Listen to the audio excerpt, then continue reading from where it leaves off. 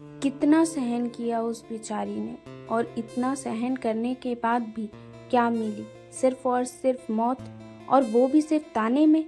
संध्या रोज की तरह अपने सारे काम निपटाकर नहाने गई ही थी कि अचानक सास की कर्कश आवाज कानों में पड़ी। अरे बहू, ओ बहू, कहाँ मर गई? सुनती नहीं हो क्या? रसोई के सारे काम निपटाने के बाद अब नहाने का समय मिला था, लेकिन उसे इस कर्कश आवाज की आदत हो चुकी थी। दिन में सास की एक न एक शिकायत उसके कानों में गूंजती रहती थी, और आज भी कोई नई बात नहीं थी। संध्या ने जैसे तैसे अपने ऊपर 2 मग पानी डाला, जल्दी से कपड़े पहने और दौड़ते हुए सास माया देवी के कमरे में पहुंची। माया देवी गुस्से में चिल्ला रही थी। अरे, तुझसे एक काम भी ठीक से नहीं होता?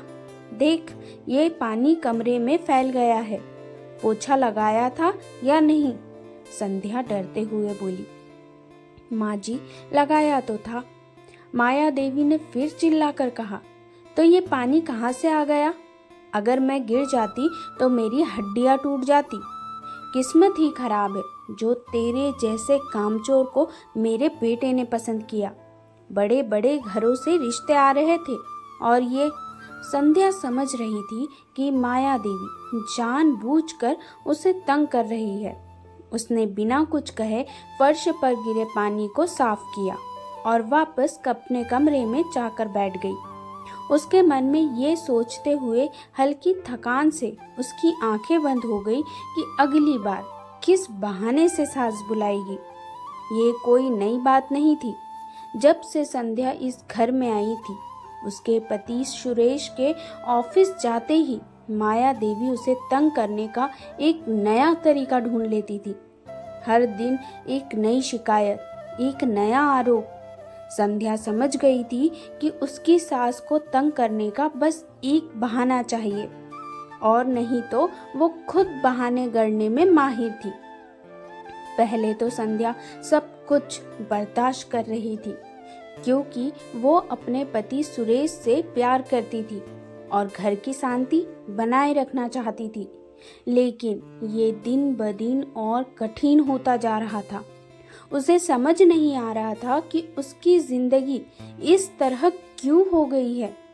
कभी वो एक बिंदास और मजबूत लड़की हुआ करती थी, जो स्कूल कॉलेज में किसी के लिए भी लड़ने को तैयार रहती थी। लेकिन अब अपने ही घर में वो खुद के लिए नहीं लड़ पा रही थी। शाम को जब सुरेश घर आता तो संध्या बहुत सारी बातें करने की सोचती, लेकिन सुरेश अक्सर थका होता और माँ की शिकायतों को ज्यादा गंभीरता से नहीं लेता था। माया देवी भी बेटे के सामने बहुत ही अच्छी दिखती, लेकिन जब सुरेश घर से बाहर जाता तो उनका असली रूप सामने आ जाता। माया देवी की सबसे बड़ी नाराजगी संध्या के साथ दहेज को लेकर थी। संध्या के माता पिता ने अपनी हैसियत से बढ़कर उसकी शादी में खर्चा किया था, लेकिन माया देवी को कभी भी संतोष नहीं हुआ। उन्हें हमेशा लगता था कि उन्हें और कुछ मिलना चाहिए था। इसी के चलते उन्होंने घर की नौकरानी को भी हटा दिया था और सारे घर का काम संध्या के जिम्मे आ गया था। संध्या ने कई बार सोचा कि वो इस मुद्दे पर सुरेश और माया देवी के साथ बैठकर शांति से बात करेगी, लेकिन कभी समय ही नहीं मिला।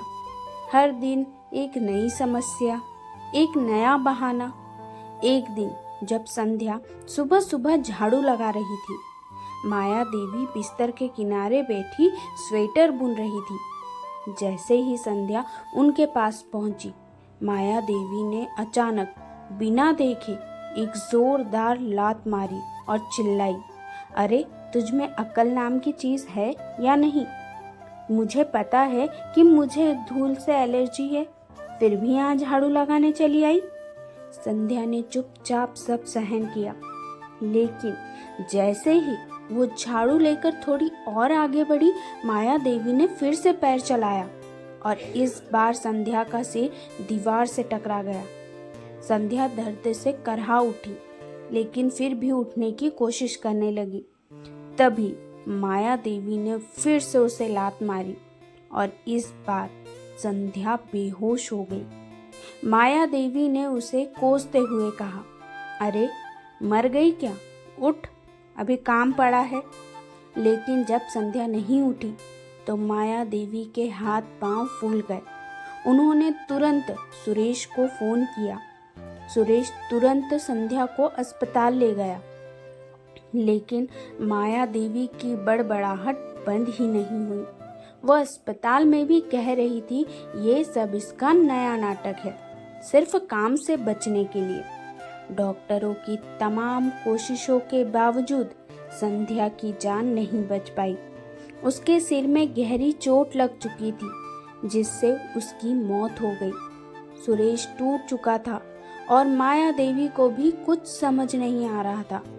धीरे धीरे पड़ोसियों को सच्चाई पता चलने लगी।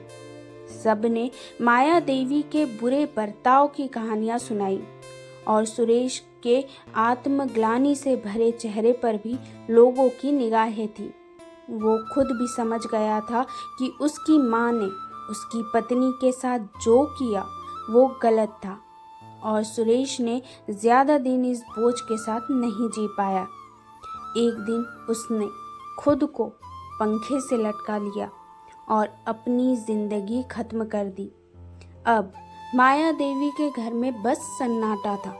वो दिन भर बड़बड़ाती रहती थी, अरे बहू कहाँ मर गई?